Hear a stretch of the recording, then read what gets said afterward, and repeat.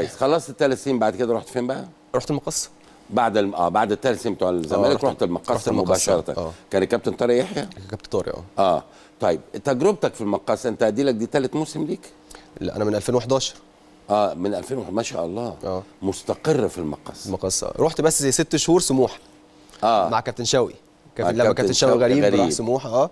رحت لان انا كابتن شوقي بتربطني بيه علاقه قديمه قوي. كابتن شوقي مدربي من زمان قوي وانا بصراحه على المستوى الشخصي انا بحب كابتن شوقي جدا يعني. شخصيه جميله. فلما هو كلمني رحت معاه سموحه ال6 شهور دول. رحت في سموحه. والباقي كله في مصر المقصه. يعني شايف مصر المقصه ازاي؟ قبل ما اكلمك على المنتخب طبعا ما دام رحنا لمصر المقصه، شايف تجربتك ايه مع مصر المقصه بشكل عام؟ ومصر المقصه حاليا يعني ما شاء الله في موقع رائع. يعني انتوا كنتوا اولا متصدرين لفتره مش قليله، وبعدين دلوقتي انتوا برضو عندكم 36 نقطه بينكم وبين المربع الذهبي 3 نقط يعني. بس عايز اقول لحضرتك حاجه يا كابتن مدحت، احنا اقل ماتشين. برافو عليك. صح، يعني انتوا لاعبين 22 مباراه. صح. واللي فوقيك لعب 24، يعني الاسماعيلي فوقيك لعب 24 والسموحه لعب 24. المصري بس لعب 23. المصري بس 23. يعني احنا الماتش المتاجل لو كسبناه نبقى قد المصري. برافو عليك. ولو يعني كسبنا الماتشين نعدي سموحه ونعدي الاسماعيلي نبقى الثالث. تصور انتوا برافو عليك 36 نقطه من 22 مباراه. لو اخدت ال6 نقط تبقى 42 نقطه، تعدي الزمالك كمان. بس الزمالك له ماتشين برضه. لسه ليه ماتشين. تعدي سموحه. بالظبط. تعدي سموحه الاسماعيلي وتعدي الاسماعيلي. يعني شايف ايه التجربه في مصر المقاصه؟ وما شاء الله يعني فريق يعني ما يعتبرش فريق نجم، ولكن مع هذا اصبح حاجه جميله يعني. والله يا كابتن مدحت، هو النادي من ساعه ما صعد، يعني من اول سنه صعد فيها، وهو كان واضح ان النادي ده مش صاعد لمجرد ان هو بيصعد وخلاص. يعني كان فعلا واضح ان لا، بيحاولوا يجيبوا لعيبه، بيحاولوا يعملوا، بيبقى في استقرار. الناس عايزه فعلا تعمل حاجه، تقدم شكل كويس، مش اللي هو نادي خلاص يا دوب بنصارع بقى ان احنا ما ننزلش وفي الاخر نقعد على اخر ماتش. يعني ما كانش فيه الكلام ده خالص. مش دي يعني دي مش كان هدف النادي من ساعه ما صعد يعني. من البدايه من اول سنه خالص. مع كابتن طارق يحيى. مع كابتن طارق. هو ما صعدش مع كابتن طارق، بس لما صعد كان كابتن طارق هو اول واحد صعد مع الكابتن احمد عبد الحليم. كابتن احمد عبد الحليم. هو ما صعدش. صعد مع كابتن احمد عبد الحليم، وكابتن طارق هو اللي مسك اول لما صعد بقى ممتاز. كابتن طارق هو اللي مسك اول موسم. صح. فاللي هو محمد عبد السلام رئيس النادي. الراجل ده عموما يعني فعلا من افضل الناس اللي انا اتعاملت معاها كرئيس نادي. يعني حاجه بصراحه شخصيه محترمه جدا جدا. وبيحب فريق الكوره جدا، ومهتم جدا بفريق الكوره، وعايز فعلا يعمل حاجه. يعني هو مش مجرد انا اسمي موجود في الدوري وادينا بنلعب وخلاص واي حاجه تحصل، لا. بالدليل انتوا رحتوا افريقيا اهو. بالظبط. يعني وصلتوا افريقيا اول مره في تاريخ المقص. اول مره انه يلعب افريقيا. ورحتوا لعبتوا مباراه في منتهى القوه. مباراه العوده الاسبوع الجاي يوم الاربعاء الجاي ان شاء الله. يوم الاربعاء الجاي. طيب يعني انت شايف انه العوامل الرئيسيه في نجاح مصر المقاصه ان هو ما بيفكرش في انه نادي صاعد وعايز استنى، لا ده بيشتغل انه يبقى في منطقه جد. بالظبط. لكن كمان اللعيبه يا هاني اللي موجوده عندكم يعني برضو كلها كانت اسماء مغموره دلوقتي ما شاء الله. يعني عندكم عمرو بركات وعندكم دونج، انا بقيت حافظهم. ما هي دلوقتي احنا بقى لنا سنتين يعني غيرنا الاستراتيجيه بتاعت النادي، اتغيرت شويه. يعني هو النادي كان اول ما صعد وكان كابتن طارق يحيى اللي مسك، فكان معتمد ان هو كابتن طارق بيجيب اللعيبه الخبرات على طول، وبيجيب لعيبه يعني ليها اسماء. فكان طبعا كان ايمن عبد العزيز موجود، وكان موجود احمد بكري ولما انا جيت، وفؤاد سلامه وسامح العيدروس، فكان اسماء كلها، وحسين حمدي، وكان ايمن حفني. فكانت اسماء كلها يعني اللعيبه كلها كبيره في السن. يعني كان كل الفرق كنا احنا معدل اعمار كمان كنا اكبر معدل اعمار في الدوري. كانت اللعيبه كلها من 30 وانت طالع لفوق. بس كنا بنأدي بشكل كويس جدا. فكان بيعتمد ان هو يجيب لعيبه كبيره وخبرات. من السنه اللي فاتت الموضوع اتغير بقى شويه، لان السنه اللي قبليها كان المردود ما كانش كويس قوي في الدوري، فكانت الفرقه مش ماشيه كويس. فالنادي غير الاستراتيجيه بقى بتاعته، قال هنخلي لعيبه خبرات ممكن 3 أو 4 لعيبه. هو عمل كده فعلا. ماشي مجموعه كبيره. بالظبط. وهنجيب لعيبه بقى كلها صغيره في السن. الخبرات اللي هو انت ومين؟ والله اللي موجود السنه دي، اللي كان موجود السنه اللي فاتت كنت موجود انا، وكان موجود ايمن عبد العزيز، وكان مصطفى كمال، واحمد بكري، واحمد حسام، واحمد السيد. كل دول مش موجودين، انت الوحيد اللي موجود. انا الوحيد اللي موجود. ده انت الخبره الوحيده اللي موجود. لا، في بقى سيد حمدي دلوقتي يعتبر برضه. سيد حمدي يعتبر خبره برضه. وجالنا في يناير احمد سعيد اوكا. احمد سعيد اوكا. وعبد الحميد سامي طبعا قعد برضه فتره في الاسماعيلي. فعبد الحميد برضه يعتبر خبره كويسه. فدول اللعيبه اللي هم الخبرات. والمجموعه بقى اللي طالعه دي اساسا كانوا لعيبه، انا ما اعرفش. اغلبيتهم جايين من درجه ثانيه فعلا. اغلبيتهم جايين من درجه ثانيه. مين قول لي من درجه ثانيه؟ يعني ميدو جابر جاي من درجه ثانيه. ميدو جابر من الدرجه الثانيه. دونجا النادي ايه؟ في الالومنيوم. اوكي. دونجا جاي من درجه ثانيه. نادي كان في بيبسي تقريبا. اوكي. مستقبل يعني. مستقبل. و حسين الشحات جاي من شرير الدخان. حسين رجب جاي من شرير الدخان برضه تقريبا. محمد ابو المجد برضه تقريبا جاي حاجه كده من شرير الدخان تقريبا برضه. باسم عبد العزيز جاي من نابارو. واللعيبه دي كلها دلوقتي مع اهلي وزمالك عايزها. لا ده كل دول مطلوبين اهلي وزمالك دلوقتي. بالظبط. عمرو بركات. عمرو بقى في المقصه كابتن مدحت بقى له سنتين ثلاثه، بس عمرو ما كانش بيلعب. كان موجود. عمرو موجود في المقصه بقى له سنتين ثلاثه. والله العظيم. والله. كانش بيلعب. كابتن ايهاب اللي لعب. بدا يلعب مع كابتن ايهاب. برضه شوف دي وجهه نظر مدربين. هو عمرو بس كان محتاج ماتشات، يعني عمرو كان محتاج ماتشات. كان لسه برضه صغير شويه، فكان لما كان خد فرصه ولعب اول ماتش فما اداش بشكل كويس. فما حدش طبعا صبر عليه. ركنوه. قول لي الاول، الكره دي اوف سايد ولا مش اوف سايد؟ لا طبعا مش اوف سايد خالص. مش اوف سايد خالص طبعا. مش اوف سايد خالص؟ لا طبعا. طب بص اللي هيجيب الجول اهو. لغايه دلوقتي مفيش حاجه، ما هي بتتعمل من ساعه من اول ما انا حطيت رجلي في الكوره يا كابتن مدحت هتتحسب كده. طب ارجع تاني يا محمد. بص ارجع انا اقول لحضرتك. بس كده هي بتتحسب من اول كده خلاص. اول ما الكوره تطلع من رجلي. هو فين هو بقى الاوفسايد؟ مش موجود. اللي رجليه باينه ابيض دي ايه؟ لا مفيش، ده تبعهم هم. مفيش حاجه. بس لا بتاعنا احنا اللي هيجري. بتاعنا هيجري بس بعد ما انا شطت الكوره خلاص. بعد ما انت شطت. طبعا خلاص. يعني بص ماشي بقى لقدام. ما هو لعيب المقصه معدي بس. لا مش هو لغايه دلوقتي مش ظاهر. انت حضرتك شايفه فين؟ مش موجود. ما ظهرش. بص هيبدا يظهر دلوقتي بقى. بص الكوره بقت فين خلاص. يعني الكوره طلعت بقى لها فتره. بص اهو بدا يطلع اهو. بالظبط كده. لا جول.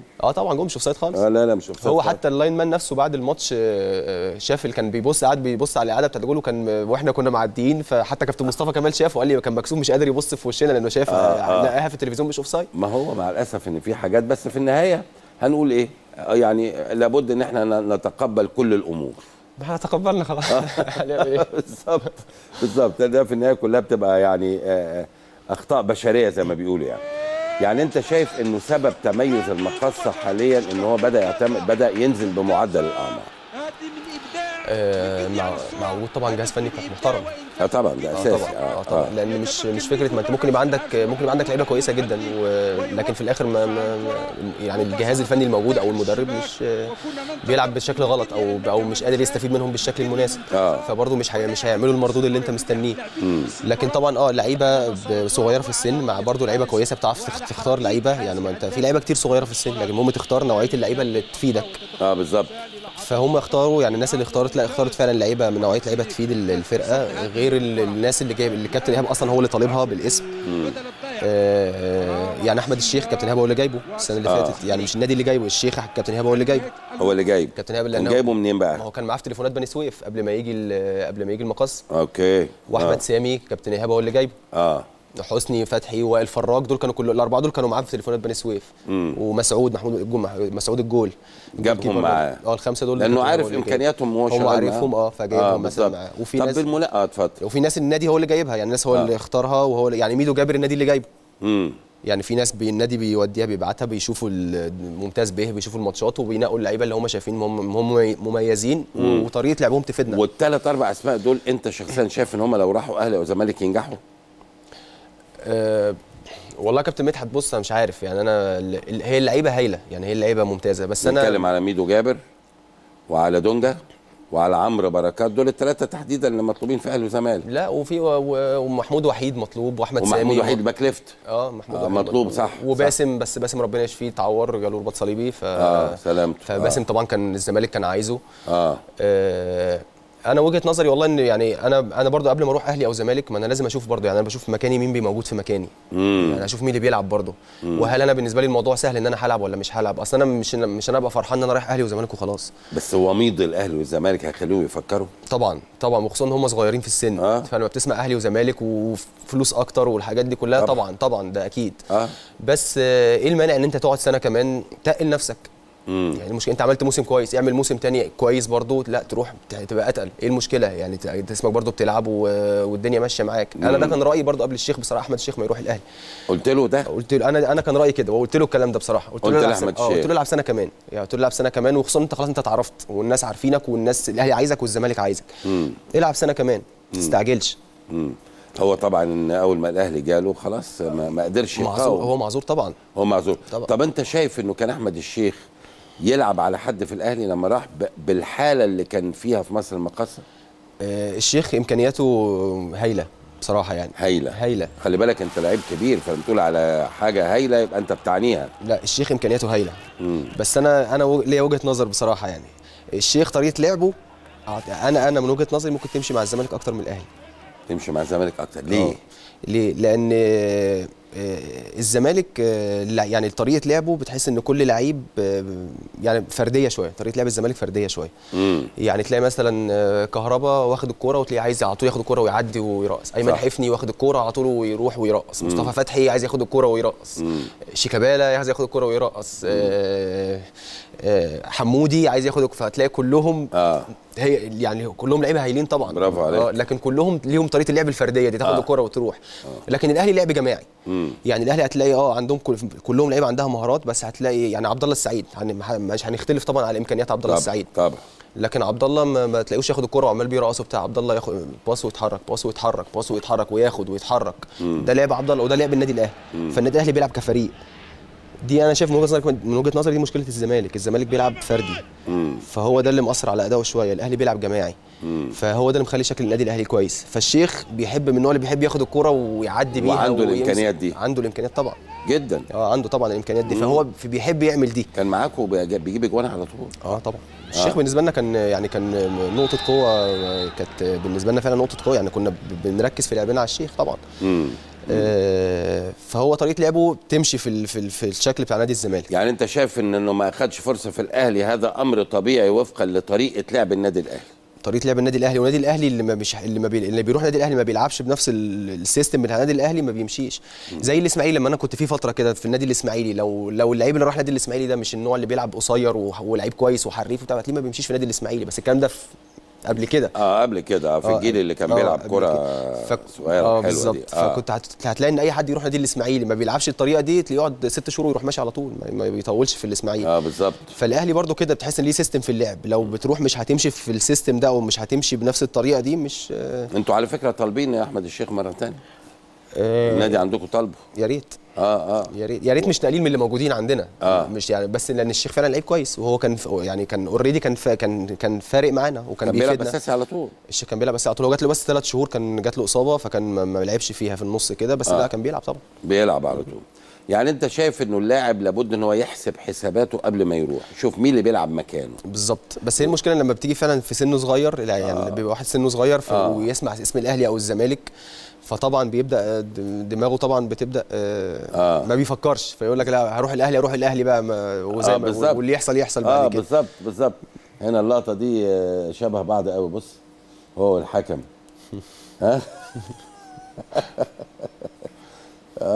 كان الحكم ده محمد معروف، شبهه فعلا يعني. شبهه في شبه منه كده. طيب يعني هذا فيما يتعلق بمصر المقاصه. تتنبأ ان مصر المقاصه ينهي مركز ثالث السنه دي؟ والله انا اتمنى يا كابتن مدحت، بس احنا عندنا مشكله في ضغط الماتشات. احنا ما بنلحقش، احنا ما بنستريحش. عشان افريقيا. احنا يعني بنرجع من ماتشات افريقيا من سفر مثلا 17 ساعه، يعني انا لسه راجع الفجر من الجزائر. النهارده انا عارف. فعندنا كمان يومين عندنا ماتش مع وادي دجله، وبعديها ب4 ايام عندك ماتش العوده تاني بتاع الجزائر، وبعد ماتش العوده بتاع الجزائر ب3 ايام عندك ماتش المقاولين. فما فيش وقت، انت ما بتلحقش تريح خالص. فهي دي بس المشكله عندنا، لكن غير كده يعني لو كان الدنيا مريحه شويه في الوقت وفي راحه اللعيبه، يعني طبعا يعني ممكن نعمل حاجه احسن من السنه اللي فاتت. هو عشان كده كابتن ايهاب بيعمل احيانا الروتيشن ما بينكم، بحيث ان بيريح ناس ويلاعب ناس بيريح ناس كله. بيريح ناس لان الماتشات بتبقى مضغوطه شويه، بتبقى مضغوطه جدا. طيب اخر حاجه عايز اكلمك فيها هي طبعا منتخب مصر.